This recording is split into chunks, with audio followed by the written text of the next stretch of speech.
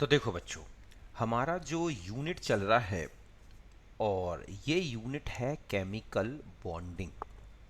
आज हम इस यूनिट में जो टॉपिक्स डिस्कस करेंगे और ये टॉपिक्स होंगे covalent bond and coordination bond. Okay, तो फिर स्टार्ट करते हैं और फर्स्ट डिस्कस करेंगे हम कोवैलेंट बॉन्ड।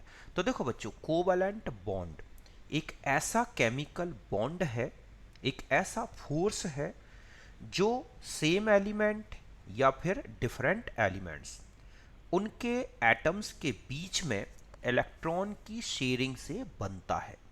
ओके, तो यही डिफाइन किया है कि the force which binds atoms of same or different elements by mutual sharing of electron is called covalent bond। बात समझ गए बच्चों कि दो एटम्स के बीच में इलेक्ट्रॉन्स की शेयरिंग के कारण जो केमिकल बॉन्ड बनता है, जो फोर्स बनता है एटम्स के बीच में, उसे बोला जाता है कोवैलेंट बॉन्ड।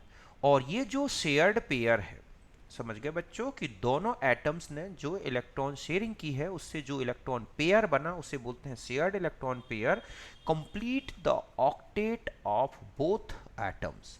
समझ गए बच्चों कि जो इलेक्ट्रॉन पेयर बनता है, दोनों एटम के बीच में जो इलेक्ट्रॉन की शेयरिंग से जो एक पेयर बना है, वो उन दोनों बॉन्डेड एटम्स का ऑक्टेट कंप्लीट करता है।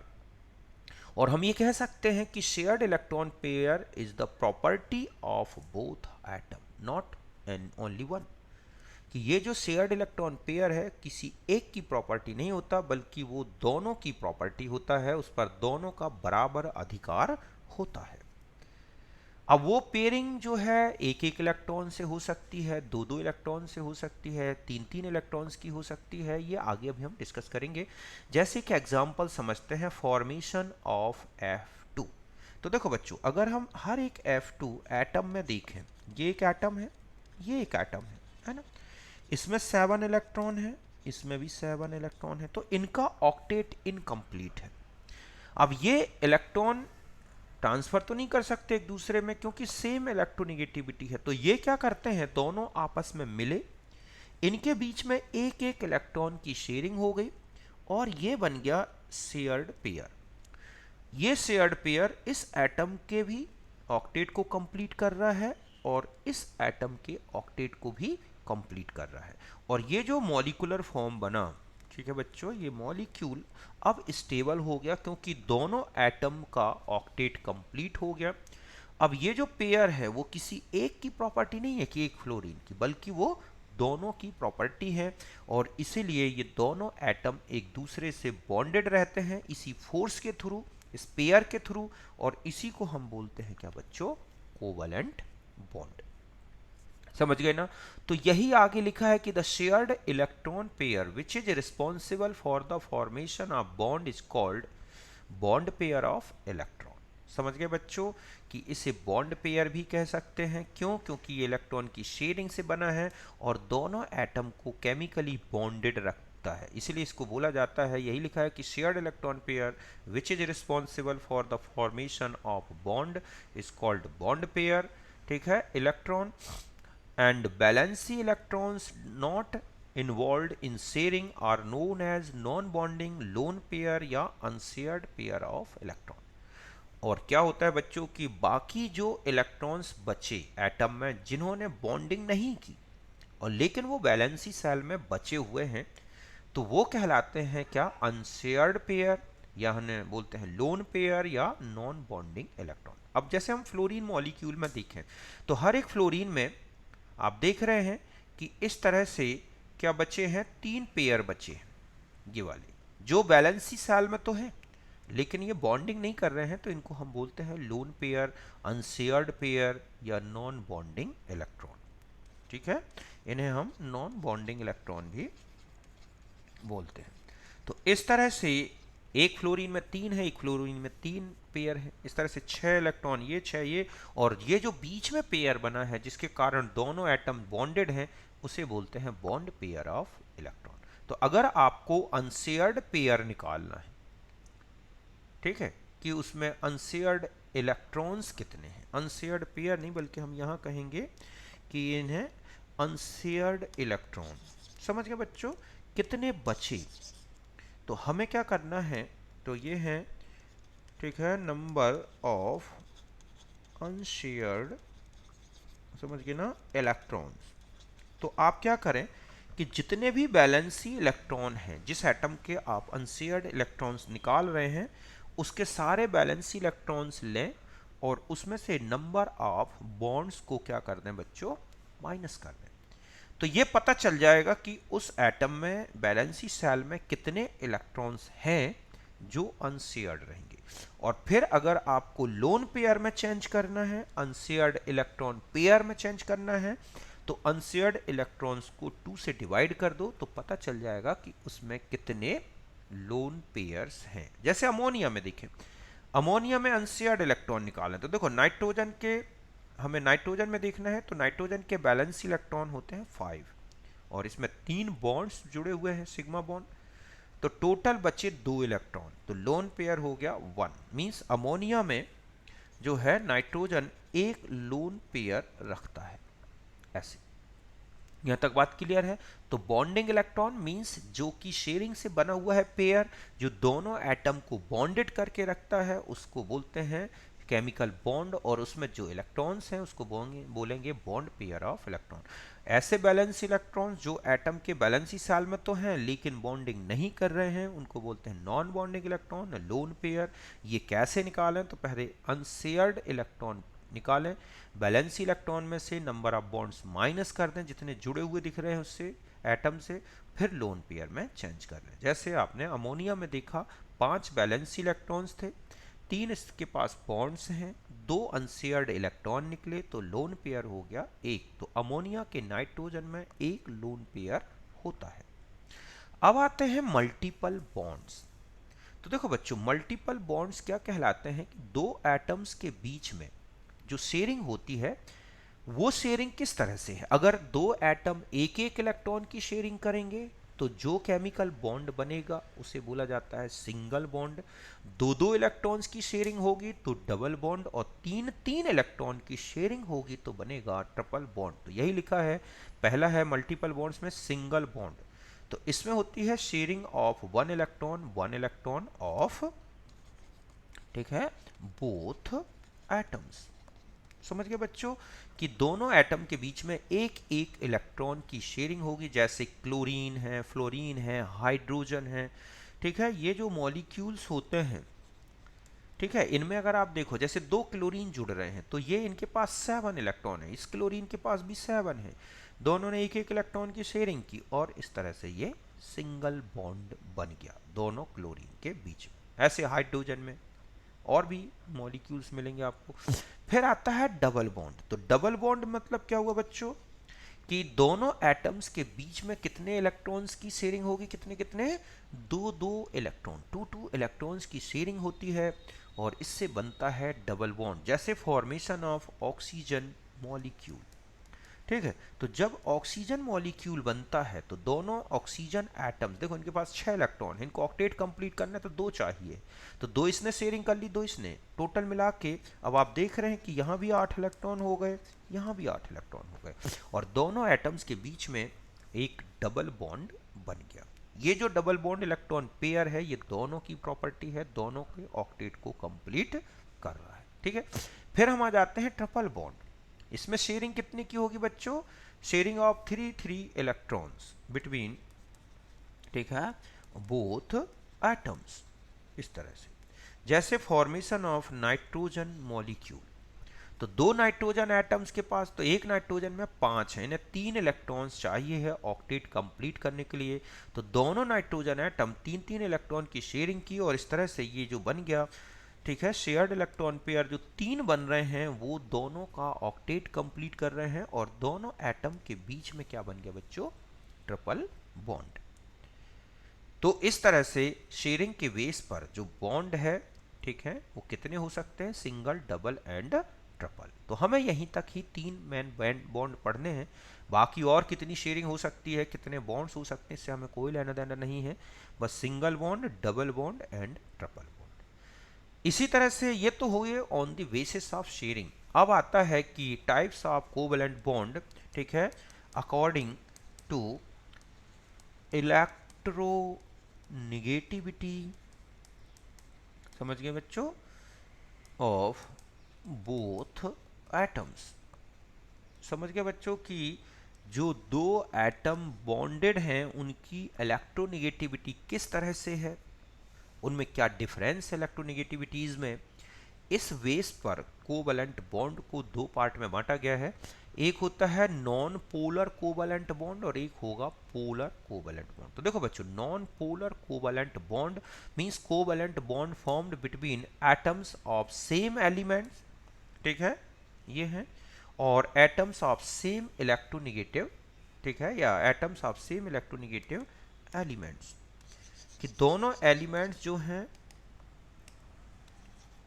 ये हैं, तो दोनों एटम्स एक ही एलिमेंट के हो सकते हैं जैसे कि होमो एटॉमिक मॉलिक्यूल्स होते हैं, या फिर दो एटम्स ऐसे हो सकते हैं जिनकी इलेक्ट्रोनेगेटिविटी सेम हो जैसे कि हाइड्रोजन और फॉस्फोरस, या और भी अदर एटम्स जैसे O2 है, N2 है, F2 है, Cl2 है, F2 है। ये इनके बीच में जो बॉन्ड बनेंगे ना बच्चों, ये नॉन पोलर होंगे, मींस इस बॉन्ड से जुड़े दोनों एटम में से किसी में कोई पार्शियल चार्ज डेवलप नहीं होगा। क्यों? क्योंकि दिन की इलेक्ट्रोनेगेटिविटी बिल्कुल सेम है, तो जो बॉन्ड पेयर है वो दोनों एटम्स के बीच में रहेगा, इस तरह से किसी में कोई पार्शियल चार्ज डेवलप नहीं होगा। तो bond in homo atomic molecule, इतना सा ध्यान रखना है, वो नॉन पोलर कोवैलेंट बॉन्ड होगा, या फिर होमो की जगह हेट्रो है लेकिन उसके दो एटम सेम जुड़े हैं तो वो भी नॉन पोलर बॉन्ड होगा। फिर आता है पोलर कोवैलेंट बॉन्ड। देखो, polar covalent bond means covalent bond present between different electronegative atoms. समझ गए बच्चों, ज्यादातर आप देखोगे जैसे हेट्रो एटॉमिक बॉन्ड जितने भी हैं वो पोलर कोवैलेंट बॉन्ड होते हैं, जैसे HCl के बीच में ये है। तो ये क्यों हो जाता है पोलर? क्योंकि जब इलेक्ट्रोनेगेटिविटी डिफरेंट होगी ना बच्चों, तो ऐसे में क्या होगा कि जो एक एटम है वो पार्शियल नेगेटिव चार्ज रखेगा, मींस जिसकी इलेक्ट्रोनेगेटिविटी ज़्यादा है उसमें पार्शियल नेगेटिव चार्ज आ जाएगा, और दूसरा जो एटम है जिसकी इलेक्ट्रोनेगेटिविटी कम है उसमें पार्शियल पॉजिटिव चार्ज आएगा। और इस तरह से बॉन्ड पेयर एक तरफ शिफ्ट हो जाने के कारण हम कहेंगे कि बॉन्ड पॉलराइज्ड हो गया, और इस तरह से ये केमिकल बॉन्ड कहलाता है पोलर बॉन्ड। पहचानना है तो ध्यान रखें, दो डिफरेंट इलेक्ट्रोनेगेटिव एटम्स के बीच में मतलब हेट्रो एटॉमिक बॉन्ड जो होगा, जैसे यहाँ पर है, हम इसको ऐसे कह सकते हैं कि जैसे होमो एटॉमिक बॉन्ड हो, ठीक है बच्चों, कैसा हो? होमो एटॉमिक बॉन्ड, तो इसे बोला जाता है नॉन पोलर बॉन्ड, ठीक है, मतलब दो सेम एटम के बीच में दिखता है तो होमो एटम। ठीक इसी तरह से अगर हम इसकी बात करें पोलर बॉन्ड, तो पोलर बॉन्ड का मतलब होगा कि हेट्रो एटॉमिक बॉन्ड, मतलब दो अलग अलग एटम के बीच का बॉन्ड पोलर होगा, इससे इलेक्ट्रोनेगेटिविटी डिफरेंट होने से इनमें पार्शियल चार्ज डेवलप हो जाता है और इसी को बोला गया है पोलर बॉन्ड। जैसे यहाँ देखो ऑक्सीजन माइनस चार्ज तो इसमें प्लस चार्ज, इस तरह से यहाँ पर पॉजिटिव चार्ज तो यहाँ पर निगेटिव चार्ज, इस तरह से। तो ऐसे बॉन्ड को बोला जाता है बच्चों पोलर बॉन्ड। अगर आप स्ट्रेंथ ऑफ बॉन्ड की बात करें तो polar bond stronger than non polar bond. ये ध्यान रखें कि जो पोलर बॉन्ड होते हैं ना बच्चों, वो ज़्यादा स्ट्रॉन्ग होते हैं देन नॉन पोलर बॉन्ड। ऐसा क्यों होता है? क्योंकि जहां पर पोलारिटी आएगी ना, तो जैसे यहाँ पॉजिटिव चार्ज है और यहाँ क्या है बच्चों नेगेटिव, तो एक एक्स्ट्रा अट्रैक्शन और लगना शुरू हो जाता है। समझ गए ना, कि जहां पर पार्शियल चार्ज एडजेसेंट पोजीशन में डेवलप हो जाता है तो वो एक एक्स्ट्रा अट्रैक्शन जो है डेवलप कर देता है, और इसी एक्स्ट्रा अट्रैक्शन के कारण जो पोलर बॉन्ड है उसकी बॉन्ड एनर्जी क्या हो जाएगी? नॉन पोलर बॉन्ड से ज़्यादा हो जाएगी, मतलब ये स्ट्रॉन्ग होगा, ठीक है, जबकि ये उसके रिस्पेक्ट में वीक बॉन्ड होगा। समझ गए बच्चों कि यही लिखा है polar bond stronger than non polar bond because, ठीक है, पार्शियल देखिए opposite charge at adjacent position, ठीक है, develops attraction between bonded atoms, तो इसीलिए ऐसा होता है।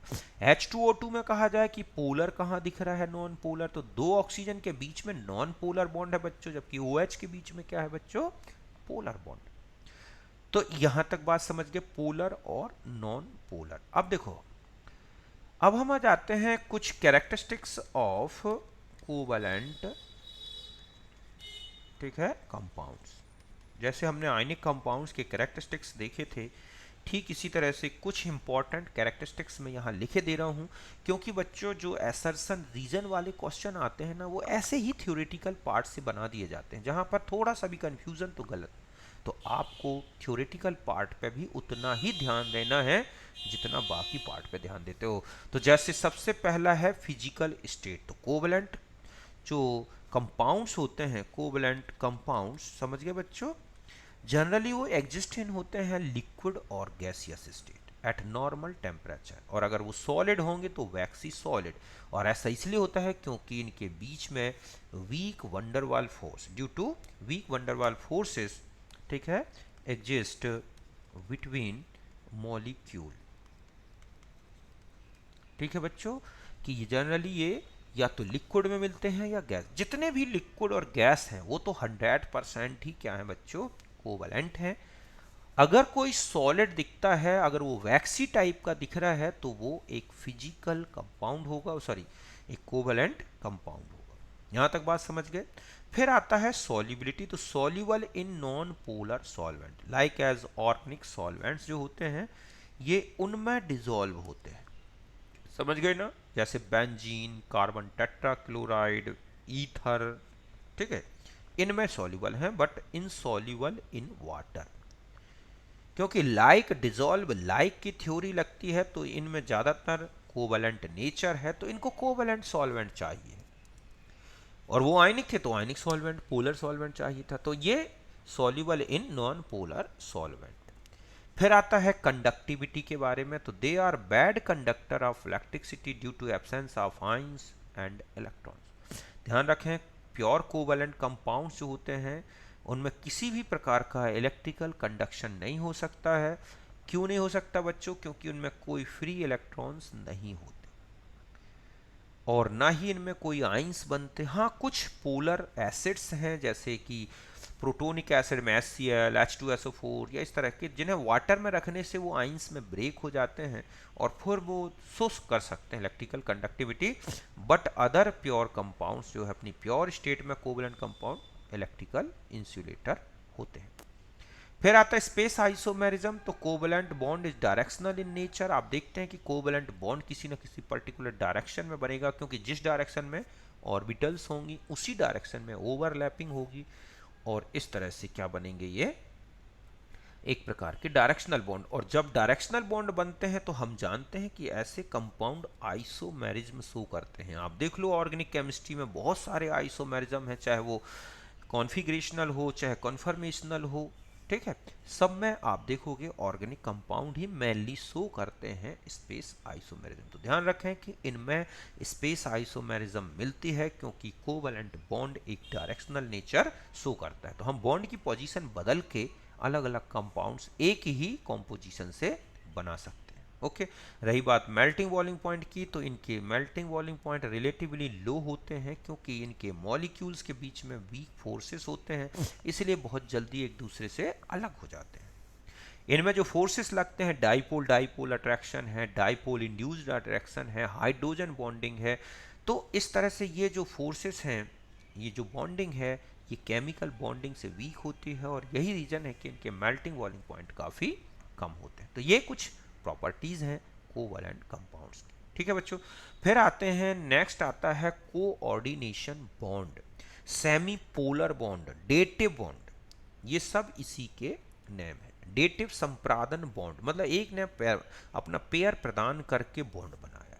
सेमी पोलर क्योंकि इसमें शेयरिंग भी हुई है और इलेक्ट्रॉन ट्रांसफर भी दिखाई दे रहे हैं। ऐसे में लगभग जो है इसमें एक 50% कोवैलेंट नेचर दिखता है तो 50% आयोनिक नेचर, इसीलिए सेमी पोलर भी बोला, ठीक है, बोला गया है। तो देखो बच्चों, कोऑर्डिनेशन बॉन्ड होता क्या है, means the chemical bond which formed by sharing of electrons, ठीक है, but shared pair of electron entirely provided by one atom only। बात समझ गए बच्चों कि एक ऐसा कोवलेंट एक ऐसा केमिकल बॉन्ड, एक कोवलेंट बॉन्ड भी कह सकते हैं, जो कि दो एटम के बीच में शेयरिंग तो हुई है इलेक्ट्रॉन्स की, बट शेयर्ड पेयर कोई एक एटम ही प्रोवाइड कराता है, तो इसको बोलते हैं कोऑर्डिनेशन बॉन्ड। ध्यान रखें कि जो पेयर प्रोवाइड कराया गया है एटम का, वो उसी की प्रॉपर्टी होती है, केवल दूसरे एटम को जिसको वो बॉन्डेड कर रहा है, पेयर प्रोवाइड करा रहा है, वो एक पार जुड़ा रहता है। अब जब चाहे ये अपना पेयर वापस ले सकता है। समझ गए ना? तो यही लिखा है कि chemical bond which formed by sharing of electrons but shared pair of electron entirely provides by one atom only, और this type of bond is called coordination bond. समझ गए बच्चों कि इस तरह की जो बॉन्ड है उसको बोला जाता है coordination bond. It is also called semi polar because it is combination of covalent and ionic nature. इसको सेमी पोलर क्यों बोला गया है? क्योंकि इसमें इलेक्ट्रॉन पेयर ट्रांसफर भी होता हुआ दिखाई दे रहा है, शेयरिंग भी होती हुई दिखाई दे रही है, इसीलिए इसमें दोनों नेचर का कॉम्बिनेशन है, इसीलिए बोला गया है सेमी पोलर। जैसे O3 है, फॉर्मेशन ऑफ O3, एक ऑक्सीजन एटम ये है, एक ऑक्सीजन एटम ये है, एक ऑक्सीजन एटम ये है, तो ये तीन क्या है बच्चों? Oxygen atoms. अब देख रहे हैं कि तीनों के ऑक्टेट कंप्लीट नहीं है। अब तीनों जुड़े तो क्या करें कि ऑक्टेट भी कंप्लीट हो जाए? तो देखो दो जो हैं ऑक्सीजन एटम अपने दो दो इलेक्ट्रॉन की शेयरिंग कर रहे हैं। यहां पर आप देख रहे हैं टू इलेक्ट्रॉन क्या हो रही है? शेयरिंग। ठीक है।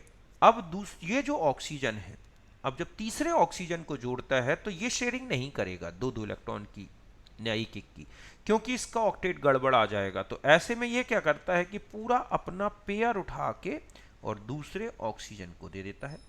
तो जहां उसके पास 6 थे वो 8 हो गए, और इसका शेयर्ड पेयर तो इसी के ऑर्बिट में बना हुआ है। तो अब आप देख रहे हैं कि तीनों एटम्स जो हैं क्या हो गए बच्चों? बॉन्डेड हो गए। तो ये जो पेयरिंग दी गई, तो ये पेयर और तो इन ऑक्सीजन के बीच में हम इसे एक एरो से इस तरह से रिप्रेजेंट करते हैं, डोनर से और एक्सेप्टर की तरफ एरो का डायरेक्शन होता है। यही डायरेक्शन किसको शो कर रहा है बच्चों? Coordination bond. तो बात समझ गए ना कि ऐसा बॉन्ड जो शेयरिंग तो हुई but shared pair given by only one atom, और इसीलिए इस तरह से डोनेशन भी हो गया और शेयरिंग भी हो गई, तो एक सेमी पोलर नेचर डेवलप होता है। और भी बहुत सारे मॉलिक्यूल हैं, जैसे SO4 में भी दिखेगा आपको इस तरह से। ठीक है, कि ये SO4 में आप देख रहे हैं कि दोनों को इसने क्या कर दिया? पेयर दे दिया एक एक। तो यहाँ पर जो है ऐसे रहेगा ये कि यहाँ पर एक माइनस और एक माइनस यहाँ पर, तो ये SO4 का स्ट्रक्चर हो गया। ठीक इस तरह से अमोनिया का लोन पेयर इस H+ में को डोनेट कर दिया जाता है इस तरह से, तो अमोनियम आयन बनता है, जिसमें हम ऐसा लिखते हैं NH4 और प्लस चार्ज नाइट्रोजन में होता है। क्योंकि H+ ऑलरेडी आया तो उसने लोन पेयर लिया, तो वो तो निगेटिव को कैंसिल कर दिया पॉजिटिव चार्ज को। अब जो है इस नाइट्रोजन पर क्या डेवलप हो गया बच्चों? एक पॉजिटिव चार्ज। ठीक है। कुछ ऐसे मॉलिक्यूल हैं जिनमें कोवलेंट, कोऑर्डिनेशन, आयनिक, तो ये जो दो मॉलिक्यूल दिख रहे हैं आप, इनमें केवल कोऑर्डिनेशन और क्या दिख रहा है? कोवलेंट। लेकिन अगर आप R4NX में चले जाएं तो 3 R आप देख रहे हैं कोवलेंट से जुड़े हैं, चौथा कोऑर्डिनेशन से R जुड़ा है। नाइट्रोजन में पॉजिटिव चार्ज आ गया तो इसको अट्रैक्ट कर रहा है क्लोरीन, तो यहाँ पर क्लोराइड आयन और नाइट्रोजन के बीच में आयोनिक बॉन्ड दिख रहा है ना। ये जो N और R के बीच में दिख रहे हैं कोवैलेंट बॉन्ड दिख रहा है, और ऊपर एक नाइट्रोजन एरो लगा रखा है, ये है कोऑर्डिनेशन बॉन्ड। तो ऐसे भी मॉलिक्यूल बहुत सारे हैं जिनमें आपको इस तरह के क्या मिलेंगे? एग्जाम्पल जैसे ये है। इसके अलावा और भी बता दूं, Na2SO4 ले लो, चाहे Na3PO4 ले लो, चाहे NaClO4 ले लो, इन सब में इस तरह की बॉन्डिंग दिखाई देती है, जिनमें तीनों बॉन्डिंग। तो सबसे इंपॉर्टेंट जो क्वेश्चन है इसमें यही होता है कि ऐसा मॉलिक्यूल आपको ऑब्जेक्ट पहचानना होता है जिसमें तीनों बॉन्डिंग दिखाई दे रही। तो मेनली जो है एक ये हो गया। इसके अलावा अमोनियम क्लोराइड है ना, NH4Cl सबसे कॉमन एग्जाम्पल है ये। तो इस तरह से तीनों बॉन्ड है। फिर आती है एक डेफिनीशन कोवैलेंसी। तो देखो बच्चों, जो कोवैलेंट मॉलिक्यूल्स होते हैं उनमें एक एटम जितने भी बॉन्ड बनाता है, मतलब कोऑर्डिनेशन बॉन्ड और कोवैलेंट बॉन्ड, इनका सम ही क्या कहलाता है? Total number of covalent and coordination bonds formed by atom in molecule उसे बोलते हैं उसकी कोवैलेंसी। इस तरह से इसकी कोवैलेंसी नाइट्रोजन की आप देख रहे हैं N2O4 में 4 दिखाई दे रही है, एक कोऑर्डिनेशन के कारण और 3 कोवैलेंट बॉन्ड के कारण। ऐसे N2O5 में देख लो कोवैलेंसी नाइट्रोजन की 4 दिख रही है। यहाँ तक बात क्लियर है।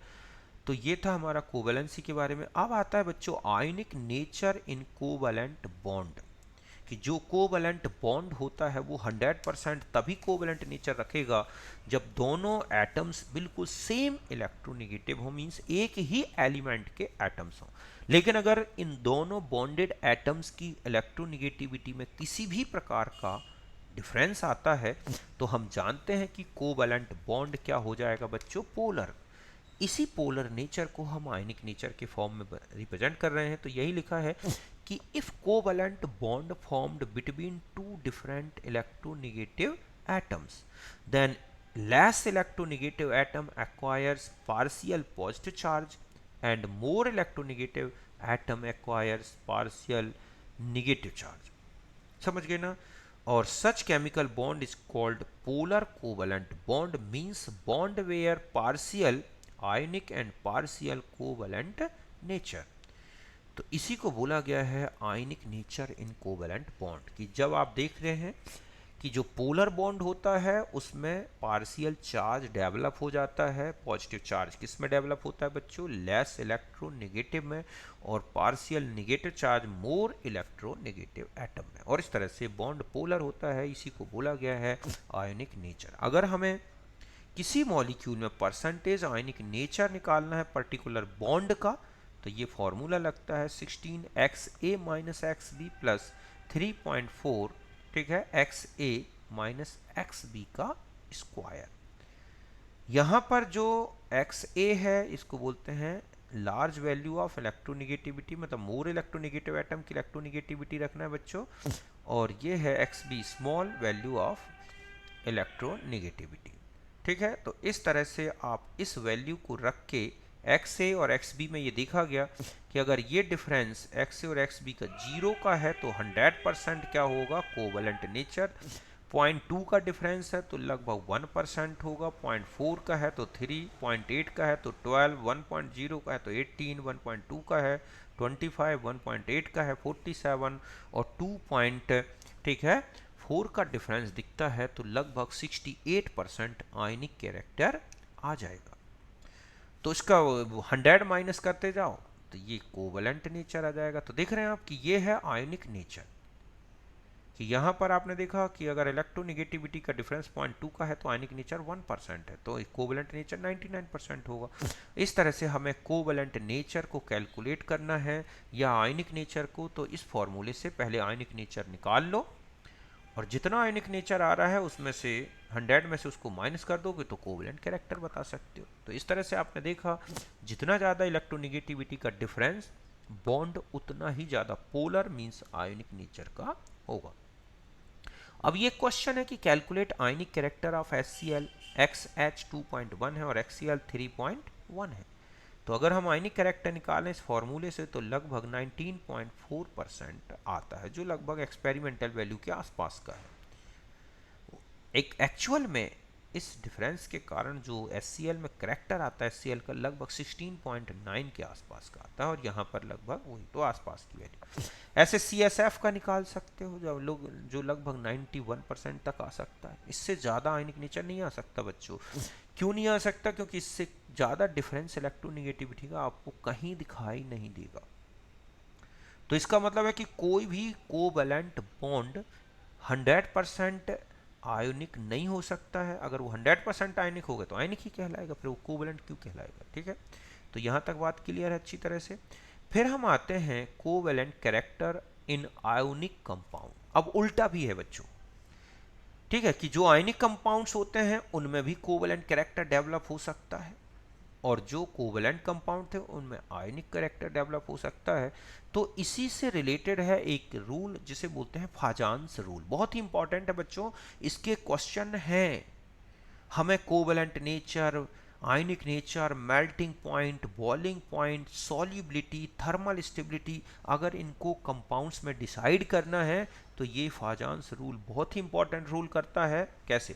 पहला आता है इसमें पोलराइजेशन। पोलराइजेशन होता क्या है बच्चों कि when two oppositely charged ions come close to each other then positive ion tend to distorts the electron cloud of negative ion towards itself.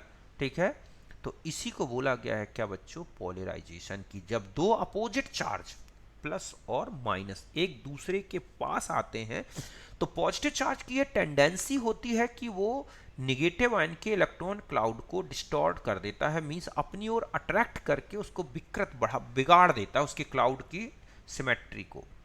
इसी को बोला गया है polarisation. Consequently, the electron cloud of negative ion gets polarized and electron density is pulled in between the nuclei of two bonded atoms.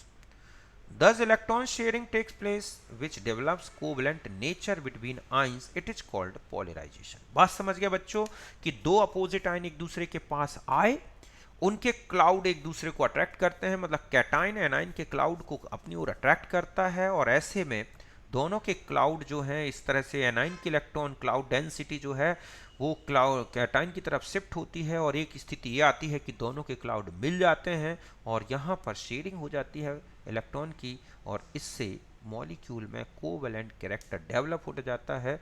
इसी को बोला गया है पोलराइजेशन। अभी मैं डायग्राम से समझाता हूँ। Thus the ionic compound does not remain 100% ionic but develop some covalent character. इसका मतलब है कि कोई भी आयनिक बॉन्ड 100% क्या नहीं हो सकता बच्चों? आयनिक नहीं होगा। ऐसा क्यों होगा? क्योंकि जो क्लाउड है एक दूसरे से काफ़ी टच में आ जाते हैं और शेयरिंग हो जाने से उनमें कोवेलेंट कैरेक्टर डेवलप हो जाता है। तो अगर आपको ये देखना है कि covalent character in ionic compound या आयनिक बॉन्ड, तो ये पोलराइजेशन ऑफ एनाइन की डायरेक्टली प्रोपोर्शनल है। जितना ज़्यादा एनाइन का पोलराइजेशन उस बॉन्ड में उतना ही ज़्यादा कोवेलेंट कैरेक्टर आएगा। और पोलराइजेशन ऑफ एनाइन कैसे होगा बच्चों? तो ये होती है पोलराइजिंग पावर ऑफ कैटाइन के डायरेक्टली प्रोपोर्शनल या पोलराइजेबिलिटी ऑफ एनाइन। समझ गए ना कि पोलराइजेशन जो होगा एनाइन का वो किस पे डिपेंड करता है? पोलराइजिंग पावर ऑफ कैटाइन और पोलराइजेबिलिटी ऑफ एनाइन के डायरेक्टली प्रोपोर्शनल। अब आता है कि पोलराइजिंग पावर क्या है।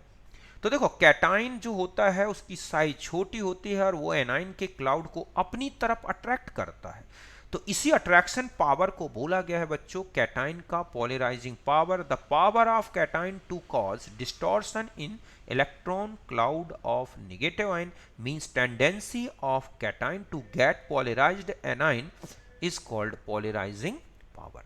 कि जो कैटाइन है वो एनाइन के क्लाउड को डिस्टॉर्शन करता है, तो इसी डिस्टॉर्शन करने की जो टेंडेंसी है कैटाइन की इलेक्ट्रॉन क्लाउड को अपनी ओर अट्रैक्ट करने की जो टेंडेंसी है बच्चों, उसी को बोला जाता है पोलराइजिंग पावर। मतलब पोलराइजिंग पावर ऑफ कैटाइन। और अगर आपको ये पहचानना है कि कैटाइन की पोलराइजिंग पावर कितनी होगी, तो चार्ज ऑफ कैटाइन देखें, वैलेंसी इलेक्ट्रॉन्स देखें, इनके तो डायरेक्टली प्रोपोर्शनल है और साइज ऑफ कैटाइन के इनवर्सली प्रोपोर्शनल है। जैसे यहाँ देखो, लिथियम से लेकर अगर हम सीजियम तक चलें तो साइज सबसे छोटी है लिथियम की और सबसे बड़ी है सीजियम की। तो ये पोलराइजिंग पावर का ऑर्डर मिलेगा इन कैटाइंस में, और ये पोलराइजिंग पावर है तो ये कोवेलेंट कैरेक्टर का ऑर्डर होगा बच्चों, क्योंकि जितना ज्यादा पोलराइजिंग पावर उतना ज्यादा पोलराइजेशन उतना ज्यादा कोवेलेंट कैरेक्टर। अगर हम चार्ज के बेस पर देखें तो चार्ज जितना ज्यादा होगा पोलराइजिंग पावर उतनी ही ज्यादा आएगी। तो आप देख रहे हैं कि एल्यूमिनियम क्लोराइड अगर देखा जाए MgCl2 और NaCl में, तो AlCl3 सबसे ज्यादा कोवेलेंट कैरेक्टर रखेगा, मींस Al3+ में सबसे ज्यादा पोलराइजिंग पावर मिलेगी। ठीक इसी तरह से अगर हम इलेक्ट्रॉन्स की बात करें तो ये देखा गया कि ऐसे कैटाइंस जिनके आउटर मोस्ट सेल में 18 इलेक्ट्रॉन हैं, उनकी पोलराइजिंग पावर उनसे ज़्यादा है जिनमें 8 इलेक्ट्रॉन्स हैं। ऐसा इसलिए है क्योंकि यहाँ पर पुअर सील्डिंग इफेक्ट रहता है 18 इलेक्ट्रॉन वाली स्पीसीज में, और वो क्या करते हैं, ज़्यादा क्लाउड को अट्रैक्ट कर लेते हैं। जैसे हम कॉपर 1+ और NaCl में देखें तो CuCl में ज़्यादा कोवेलेंट कैरेक्टर होगा, NaCl में कम होगा। तो यहाँ तक बात अच्छी तरह से समझ गए ना। तो इस तरह से पोलराइजिंग पावर अगर हमें पता है तो हम कोवेलेंट कैरेक्टर का ऑर्डर बता सकते हैं। ठीक इसी तरह से पोलराइजेबिलिटी ऑफ एनाइन की बात करते हैं। पोलराइजेबिलिटी मतलब ability of anion to undergo distortion, means ability of anion to get polarized by cation.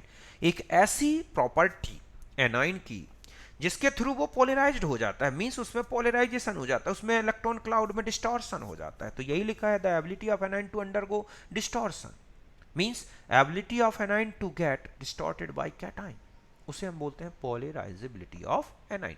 Polarisability of anion directly proportional to charge and size of anion. Anion में charge ज्यादा है, size बड़ी है, तो पोलराइजेबिलिटी ज्यादा होगी। जैसे फ्लोराइड, क्लोराइड, ब्रोमाइड, आयोडाइड में देखें तो सबसे ज्यादा पोलराइजेबिलिटी आयोडाइड आयन की आएगी। और यही रीजन है कि HF से HI तक कोवेलेंट कैरेक्टर बढ़ेगा। ऐसे F minus, 2 minus, 3 minus carbon polarisability, तो इस तरह से उनमें कोवेलेंट कैरेक्टर बढ़ेगा। अगर आपको ये पता है कि कोवेलेंट कैरेक्टर कितना है तो ध्यान रखें melting point, boiling point, stability, ठीक है, स्टेबिलिटी ऑफ कंपाउंड या बॉन्ड जो है पर्टिकुलर, ठीक है, सॉल्युबिलिटी, ये सब, ठीक है, सॉल्युबिलिटी इन पोलर सॉल्वेंट, ये सब कोवेलेंट कैरेक्टर के क्या होंगे बच्चों, इनवर्स रिलेशन में, क्योंकि ये सारी प्रॉपर्टी आयनिक नेचर के डायरेक्टली प्रोपोर्शनल है और कोवेलेंट कैरेक्टर के इनवर्सली प्रोपोर्शनल। अगर हम एक डायग्राम से समझें तो देखो ये है कैटाइन और ये है एनाइन। कैटाइन ने एनाइन के क्लाउड को अपनी ओर खींचा, इसे बोलेंगे पोलराइजेशन हुआ। बाद में दोनों के क्लाउड एक दूसरे से मिक्स हो गए और इस तरह से ओवरलैपिंग हो गई, और यहां पर कौन सा कैरेक्टर डेवलप हो गया बच्चों, कोवेलेंट कैरेक्टर। तो इस तरह से ये कैटाइन की पोलराइजिंग पावर है और इस तरह से इसका डिस्टॉर्टेड होना ये क्या कहलाएगा बच्चों, पोलराइजेबिलिटी। दोनों आपस में इस दोनों की प्रॉपर्टी के कारण ही यहां पर क्या हो जाती है, शेयरिंग हो गई और कोवेलेंट कैरेक्टर आ जाता है। तो इस तरह से आपने देखा कि आयोनिक कंपाउंड में कोवेलेंट नेचर होता है, कोवेलेंट कंपाउंड में आयनिक नेचर होता है। ये डिपेंड करता है इनके cation size, A9 size, electronegativity, और इस तरह से दोनों नेचर एक दूसरे के अपोजिट होते हैं। इसलिए दोनों प्रॉपर्टीज जो हैं, दोनों जो हैं आयनिक नेचर, कोवेलेंट नेचर, इन्हीं से डिसाइड होते हैं कंपाउंड्स के मेल्टिंग, बॉइलिंग पॉइंट। तो ये था हमारा कोवेलेंट नेचर, कोवेलेंट बॉन्ड के बारे में, उससे रिलेटेड जो जो भी मैटर काम का था मैंने उतना आपको डिस्कस कर दिया। ठीक है बच्चों, नेक्स्ट टॉपिक में हम पहले ओवरलैपिंग समझेंगे, फिर हाइब्रिडाइजेशन को डिस्कस करेंगे। ओके, तो एंड करते हैं।